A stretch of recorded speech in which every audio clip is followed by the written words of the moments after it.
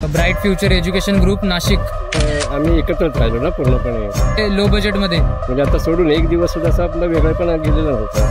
Prashant sir, Deepali madam आणि Bhagyashree madam.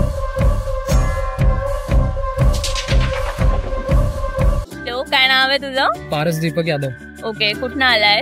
मी रत्नागिरी खेडवरून आलोय.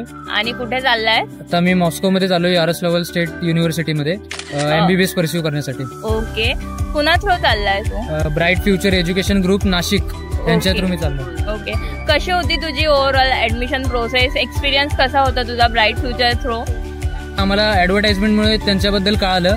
वरून त्यांच्या थ्रू भरपूर स्टुडंट्स अगोदर गेलेले आहेत, त्यामुळे आम्हाला त्यांच्याबद्दल थोडं माहिती होतं. आणि MBBSच परस्यू करायचं होतं. तर रशियामध्ये लो बजेटमध्ये MBBS चांगलं परस्यू होतंय आणि चांगलं तिकडे ट्रेनिंग वगैरे सगळं सेम आहे, बाकी काही डिफरन्स नाही.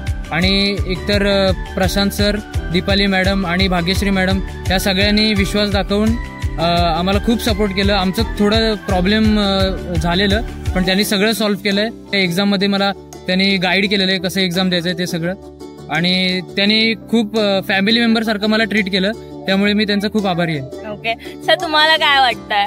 ब्राईट फ्युचरने खूप चांगल्या पद्धतीने सहकार्य केलं, म्हणून मला ते MBBSचं स्वप्न साकार करता आलं.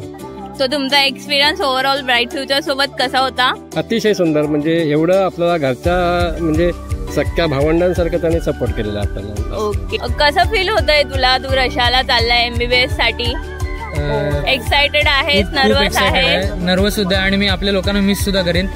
आणि इंडिया तर मिस करीनच मी. फर्स्ट एक्सपिरियन्स आहे आउट ऑफ कंट्री, तर एक्साइटेड तर आहेच मी खूप. आणि स्टडीसाठी सुद्धा एक्साइटेड आहे. ऑल द बेस्ट त्यासाठी. तर तुम्हाला कसं वाटतंय? तो आता तुम्हाला सोडून इतक्या दूर चाललाय MBBS साठी, तुम्हाला कसं फील होत आहे? आतापर्यंत आम्ही कसं म्हणजे आतापर्यंत आम्ही एकत्रच राहिलो ना पूर्णपणे. म्हणजे आता सोडून एक दिवस सुद्धा असं आपला वेगळेपणा गेलेला होता. पण MBBSचं टार्गेट आपलं ब्राईट फ्युचरच्या माध्यमातून करण्यासाठी आम्हाला जे सहकार्य झालेलं आहे आणि ते आमचं स्वप्न जे होतं ते पूर्ण करण्यासाठी आम्हाला जी मदत लागली ती मी माझ्या माध्यमातून ब्राईट फ्युचरसाठी खूप धन्यवाद देतो. आणि माझे जे इतर लोक जे आहेत ते पुढच्या ह्याच्यामध्ये ब्राईट फ्युचरकडे आम्ही जास्तीत जास्त कसे येणार, आम्ही खूप सॅटिस्फाईड आहे. समाधान म्हणजे माझं जे समाधान जे मला लागलेलं आहे ब्राईट फ्युचरकडून, ते मी माझ्या इतर मित्रांना वगैरे मी शेअर करणार आहे. Okay sir, thank you so much sir.